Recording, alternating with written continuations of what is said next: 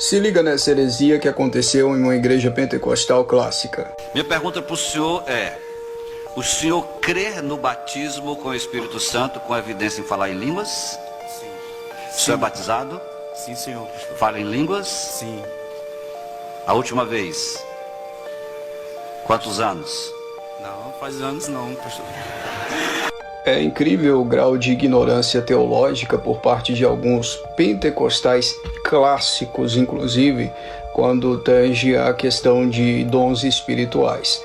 Veja outro pentecostal falando algo a respeito de dons espirituais, principalmente o dom de línguas, e eu volto para comentar um pouquinho e ensinar um pouquinho da Bíblia para vocês. Quanto mais eu e você oramos em línguas, mais nós exercitamos o nosso espírito. Não. O que edifica o cristão é as Escrituras, é a palavra de Deus, e não supostos dons chamados de línguas estranhas que não existem mais. Que desenvolvemos uma sensibilidade para perceber o que Deus está falando. O dom de línguas falado pelas igrejas pentecostais são falsos dons, e isso é facilmente provado pelas Escrituras. Comecemos, portanto, com Atos dos Apóstolos, capítulo 2, versículos 7, 8 e 9. Atônitos e maravilhados, eles perguntavam: acaso não são galileus todos esses homens que estão falando? Então, como os ouvimos, cada um de nós em nossa própria língua materna?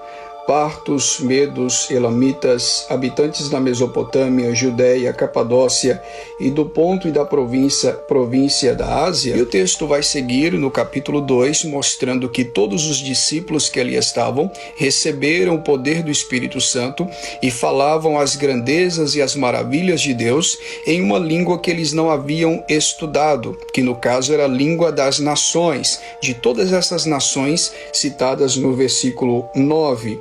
Por exemplo, partos, medos, elamitas, habitantes da Mesopotâmia, Judéia, Capadócia e da província da Ásia. Todos eles, os discípulos, foram cheios do Espírito Santo e falavam idiomas dessas nações. Por que não acontece isso nos dias de hoje? Até o dia de hoje eu não encontrei ninguém falando idiomas como inglês, francês, japonês, sem ter estudado. Portanto, quero salientar com vocês que o dom de línguas, ele não existe mais, porque eram idiomas humanos falados de forma sobrenatural.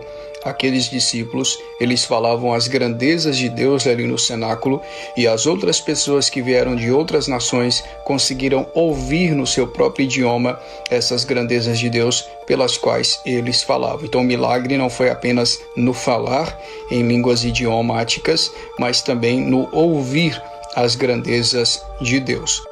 Outra coisa, Paulo diz em 1 Coríntios, ainda no capítulo 14, versículo 20, que o dom de línguas é um sinal para o incrédulo. O que o incrédulo vai entender do evangelho ao ouvir isso aqui, ó?